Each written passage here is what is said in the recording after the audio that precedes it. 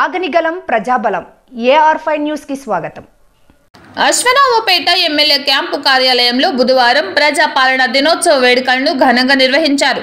MLA జారే ఆదినారాయణ జాతీయ పతాకాన్ని ఆవిష్కరించి సాయుధ పోరాట అమరులకు నివాళులర్పించారు.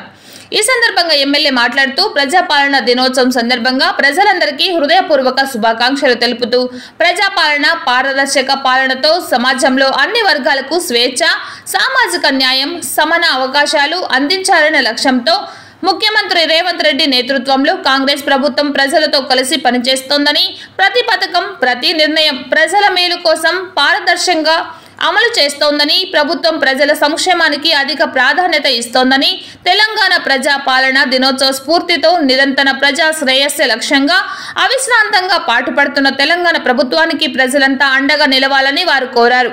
ఈ కార్యక్రమంలో తహసీల్దార్ రామకృష్ణ, మండల అధ్యక్షుడు తుమ్మ రాంబాబు, జూపల్లి రమేష్, మాజీ ఎంపీటీసీ భారతి, కాంగ్రెస్ పార్టీ ముఖ్య నాయకులు, కార్యకర్తలు, అభిమానులు తదితరులు పాల్గొన్నారు.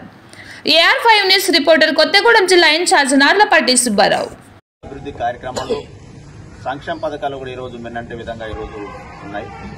సంక్షేమ పథకాలు పేదలకు ఇచ్చేటటువంటి ప్రతి సంక్షేమ పథకం కూడా ఈరోజు పేద గుండెలకు చేరిన తర్వాత చాలా ఆనందోత్సవంతో ఈరోజు ప్రజలందరూ ఉంటున్నారు. అదేవిధంగా పేదలకు ఇచ్చేటటువంటి ఏదైతే ఇచ్చినటువంటి హామీల మేరకు ఈరోజు ప్రభుత్వం అమలు చేస్తున్న తీరు, ఈరోజు ప్రజల్లో ఆనందోత్సవంతో తీరు ఈరోజు చాలా ఆనందిస్తోంది.